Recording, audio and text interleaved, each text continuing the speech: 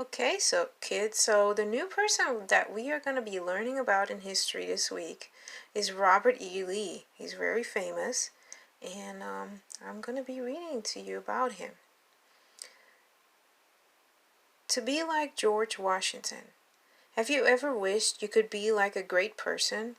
More than any other person in the world, young Robert E. Lee admired George Washington. Robert E. Lee was born in 1807. He never saw our country's first president, George Washington. He never saw our country's first president. George Washington had died in 1799, but all of the adults remembered him. To anyone who would listen, they would tell the great stories of the brave man who led our country to freedom. Young Robert E. Lee was always willing to listen.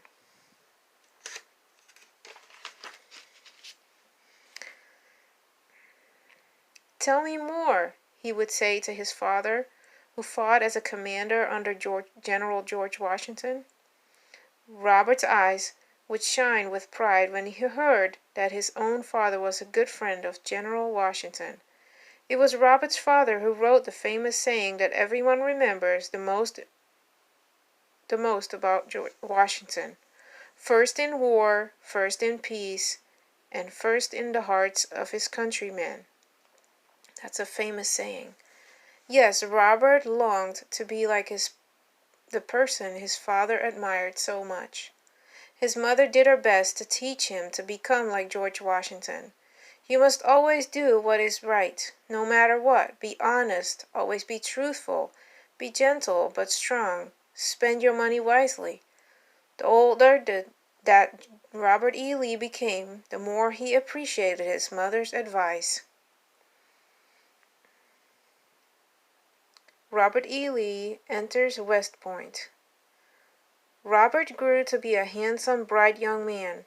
He was sure he wanted to become a soldier, so he entered West Point, a military academy that trains soldiers to become leaders.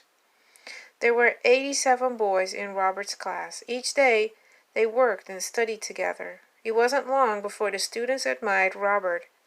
His duties always come first, they would say. Someday, he will be a leader. West Point was a strict school with many rules, but rules did not bother Robert. He knew they were rules to help him become a good army officer. To him, rules were made to be obeyed. When it was time to graduate, only half of his class were left. The others had quit. Robert graduated with the second highest grades in his class.